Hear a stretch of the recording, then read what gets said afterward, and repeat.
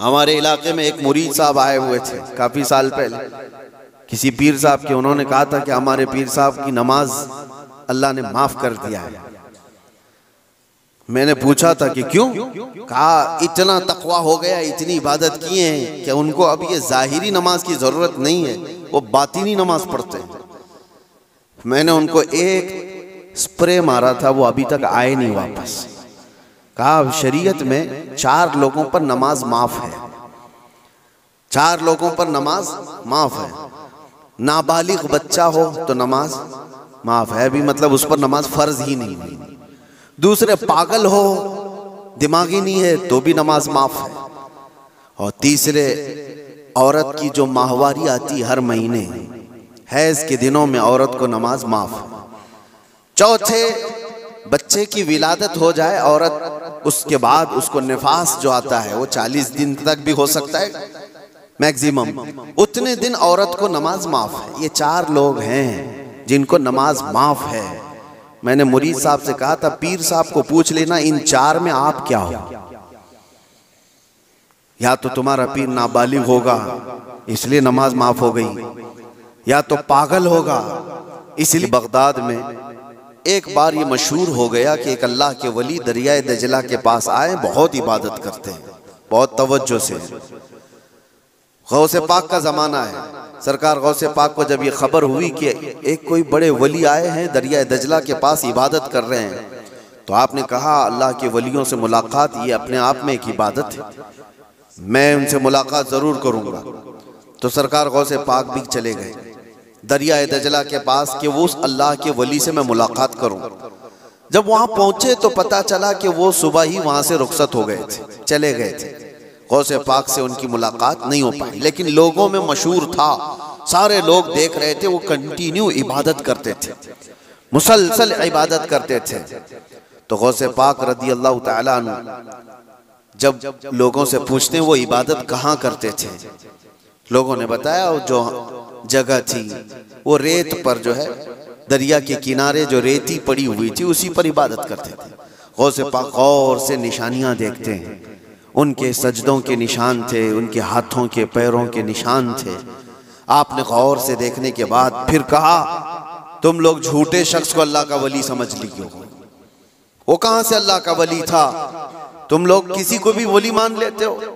लोगों ने कहा आपने तो देखा नहीं और ऐसे ही आप कह रहे, हम तो उनको मुसलसल इबादत करते हुए देख रहे थे, कोई नमाज कज़ा तो नहीं करते थे। गौसे पाक का मेयार देखें, किसको वो अल्लाह का वली समझते थे, कसौटी। सरकार गौसे पाक फरमाते तुमने देखा जरूर होगा, लेकिन मैं उनके निशानात देख रहा हूं, सजदे में जाने के हाथों के निशान यहां नजर आ रहे हैं। तो लोगों ने पूछा इससे क्या समझ में आया आपको? कहा देखो 10 उंगलियां रेत पर ऐसी खुली हुई पड़ी दिख रही हैं, और मेरा मानना यह है कि जब नबी पाक सल्लल्लाहु ताला अलैहि वसल्लम सजदा करते थे तो 10 उंगलियां मिली हुई होती थी। सजदे में हुजूर पाक सल्लल्लाहु अलैहि वसल्लम की उंगलियां मिली हुई होती थी, और ये शख्स जिसको तुम इबादत करता हुआ देख रहे हो उसकी उंगलियां पूरी फैली हुई हैं। जो हुजूर की सुन्नत पर अमल नहीं करता मेरे नजदीक वो वली हो नहीं सकता, वो वली नहीं हो सकता। एक सुन्नत को तर्क करने पर गौसे पाक फरमाते हैं कि मैं उसको नहीं मानता वली।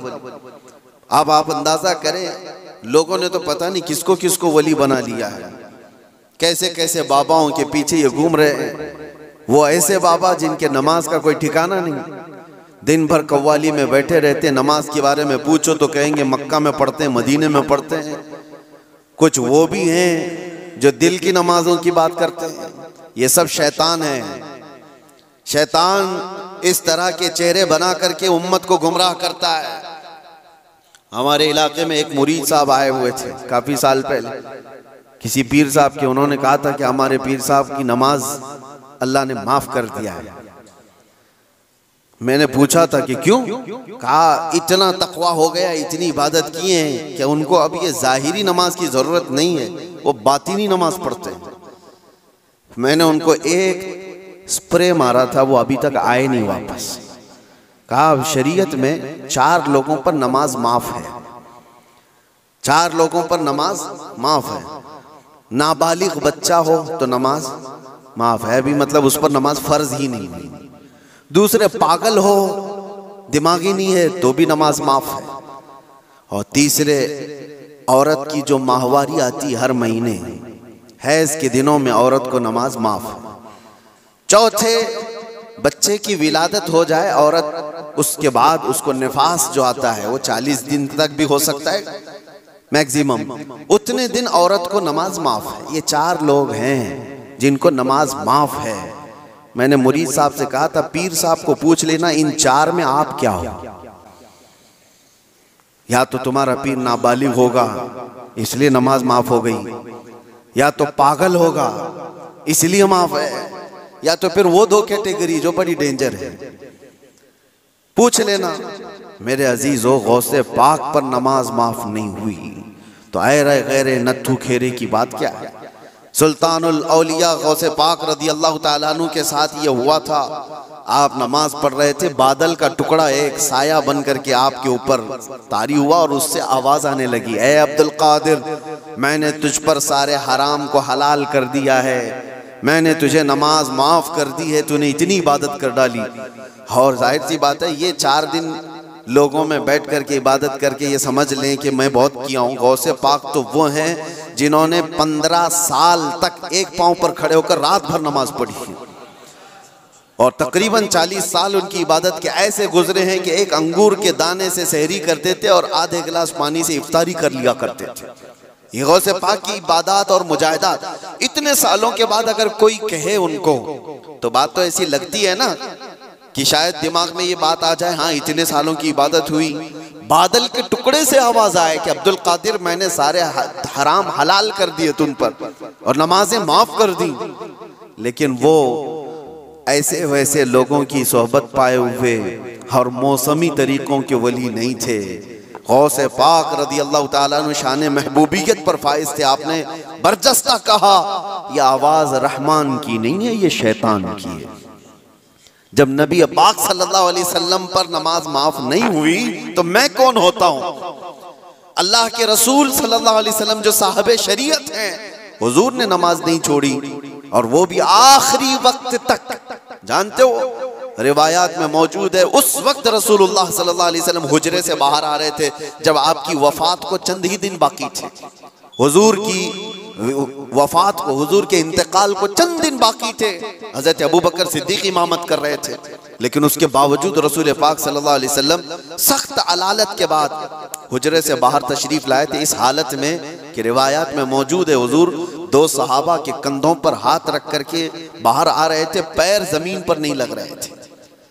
इस कदर शिद्दत की तकलीफ के साथ भी नबी पाक सल्लल्लाहु अलैहि वसल्लम मस्जिद में तशरीफ ला रहे हैं और यहाँ मुर्ग मुसल्लम तोड़ते हुए बैठे हुए वो पीर कहते हैं कि हमारे लिए नमाज माफ है। गौसे पाक ने जब ये कहा कि ये रहमान की आवाज नहीं, ये शैतान है, मेरे लिए नमाज माफ नहीं हो सकती, तो गौसे पाक रज़ियल्लाहु ताला अन्हु पर उसने गुरूर और तकब्बुर में लाने के लिए एक दूसरा हमला किया था और कहा, अब्दुल कादिर तुम बहुत पढ़े लिखे हो, बहुत इल्म है तुम्हारे पास, तुम पढ़े लिखे ना होते, इल्म ना होता तो आज मेरे गुमराही में आ जाते।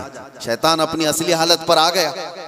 कहा ठीक है तुमने मुझे पहचान लिया, लेकिन तुम बहुत पढ़े लिखे हो, तुम्हारा इल्म इतना है कि तुम बच गए। गौसे पाक ने कहा तू दूसरा हमला कर रहा है मुझ पर, मेरे इल्म ने नहीं बचाया, मुझे रब के फजल ने बचाया। यहाँ पर भी आदमी बहक सकता है अगर हाँ कह दिया कि हाँ मैं तो पढ़ा लिखा हूँ, मैं बहुत इल्म वाला हूँ। इसीलिए बहुत सारे इल्म वाले भी भस्म हो गए, इल्म वाले भी बहक गए। इल्म के साथ रब का फजल है तो फिर वो बच जाता है। मेरे अजीजों, अर्ज ये करना है कि हुजूर पाक सल्लल्लाहु अलैहि वसल्लम की शरीयत को छोड़ करके कोई वली नहीं हो सकता।